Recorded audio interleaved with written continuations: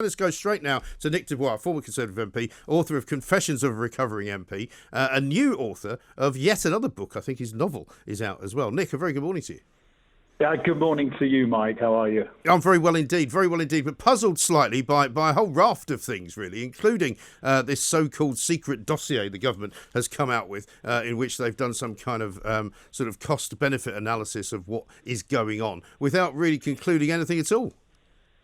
Well, to be fair, the words government cost-benefit analysis don't sit together very comfortably at the moment, do they? No, they really don't. But I mean, it does seem extraordinary, doesn't it, that they can't, they've taken this long to even sort of pivot to the position of admitting that, yes, there might be some collateral damage around all these lockdowns. Well, yeah, and look, let's remember where we are today. We've got this vote coming up, which was going to mark the end of lockdown as we know it, officially ending, I think, at midnight tonight. And, of course, all the attention now is on these new rigorous tiers that effectively, well, lock down a large chunk of the country to one degree or another. And the whole argument of MPs, particularly MPs who are in constituencies where they are not particularly suffering very badly in terms of rate of infection or hospitalisation, and yet they find themselves in tier 2 and some in tier 3, and they're saying, hang on, if we're doing okay, what's the real benefit of putting us in one of these higher tiers? There's surely going to be a huge economic cost, which in turn will have health effects. And so publish your data. What is the logic for having come to the conclusions you have reached about tiers 2 and 3? And essentially, after much dragging of feet, the government produced their so-called cost-benefit analysis with the only flaw that it contains no costs and therefore calculates no benefits of what they are doing. It frankly is a rehash of data that's already been in the domain. It will do nothing to quell the concerns of Conservative backbench MPs. Well, quite. And I mean, it's all very well saying you're working on data, but as Mark Drakeford rather inadequately proved yesterday, you can say anything you like. You know, if you could say there will be 1,700 deaths caused if we don't do this, then obviously people are going to say, well, you better do it then. Well, if you like, this is the so-called, what people call the counterfactual argument, i.e. you're making one argument, but the counterfact is lots of people are going to die. Now, the counterfactual position of the government, and pretty much what Mark Drakeford is saying as well in Wales, is that it's going to be really, really bad. Therefore, measure against our assumption it's going to be really, really, really bad. It's still worth doing. Yeah. It's just not. It's almost, and I say this with a heavy heart, it's making a mistake David Cameron made actually at times, which is to take his backbenchers for fools. Yeah. You've got very credible people, a former chief whip, for example, Mark Harper, no natural rebel by any means. And he is essentially saying, if you are going to impose the heavy hand of these sanctions that are going to put people out of work and leave us with huge long-term health and economic problems, produce your assessment for how you got to that point for my particular constituency. And rather than do that, what did the government do?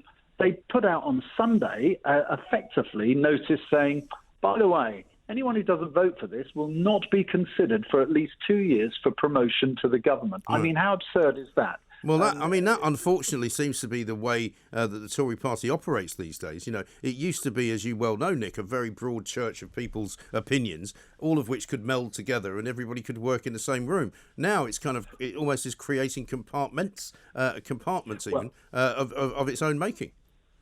The only thing I would correct you on there, Mike, and I do so with some trepidation, is virtually all governments threaten MPs that if they misbehave or rebel, they will not be promoted. But, I think it's frankly a heavy hand. They should be embracing the skeptics, the so-called COVID recovery group, and trying to work with them. Look, people like Steve Baker and Mark Harper are not saying abandon all tiers. Let's have a free-for-all. Let it run riot. Right. What they are really saying is, actually, you are not sharing with us enough information so that we and our constituents can have the confidence that what you are doing is right or work out that what you're doing is wrong. And therefore, as Tim Loughton, another former, a very well-respected child and education minister, has pointed out, people are not going to follow rules if they have no faith in the process that has been done to make them, or they have no belief that they will work, or they feel that they are being treated unfairly. Right. So really, the government have now got themselves into this position where the testosterone is flying around, and they are going to do whatever they can to now hold MPs, shall we say, metaphorically up against the wall, demanding that they vote to support the government. It won't work. There will be a sizable rebellion.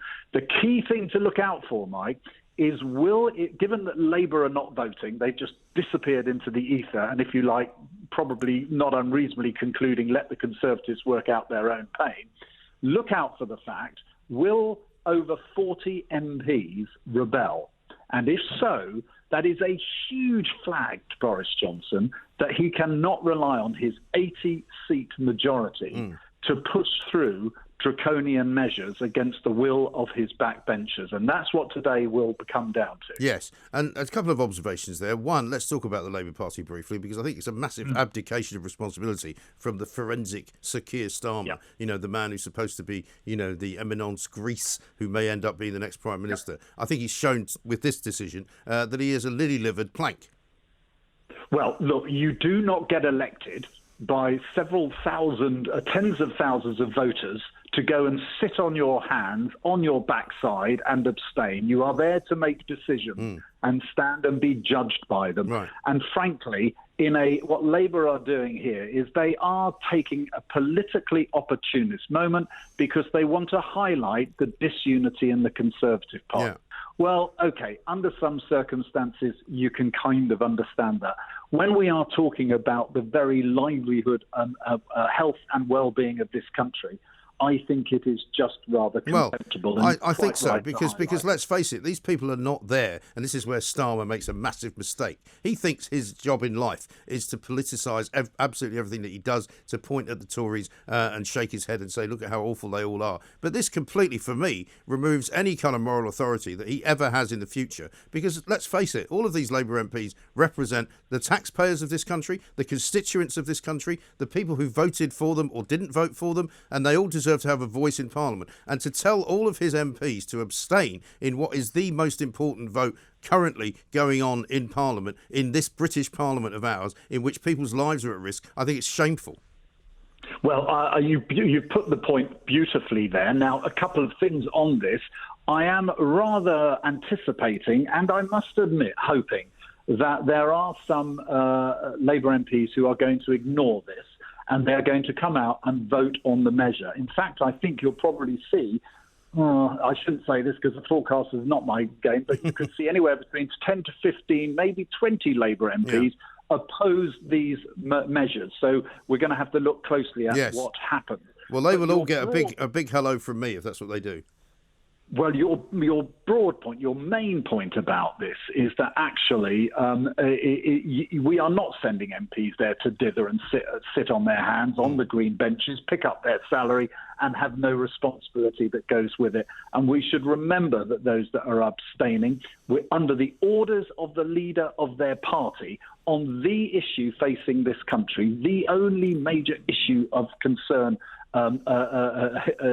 facing this country. That they're prepared to sit on their hands. I think it says all we need to know about Labour. It does indeed. And as far as the Tories go, I mean, this is meant to be the kinder, gentler version of the Tories after the departure of Dominic Cummings. I think that's what I was told a couple of weeks ago. What's happened to that?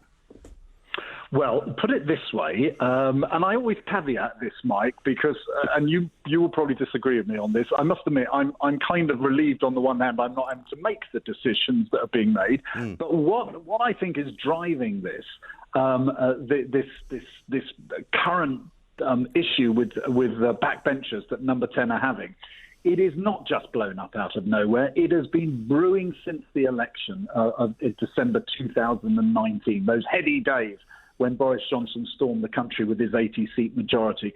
You don't get people like Sir Graham Brady, one of the most measured people in Parliament, most experienced, chairman of the 1922, who invariably does not take a public stance on many issues simply because he has that role of being chief shop steward, if you like, of the backbenchers in the Conservative Party.